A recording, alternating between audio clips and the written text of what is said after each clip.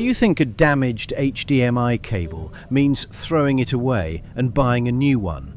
Wait, do not do that. Inside this video, I will reveal a mind-blowing secret to fix this broken cable in minutes without replacing it. All we need is a tiny, extremely cheap part that will bring your screen back to life. But pay close attention, because there is one critical step. If you miss it, the fix will never work. Make sure to watch until the very last seconds to save your money and ensure success. Let us get started.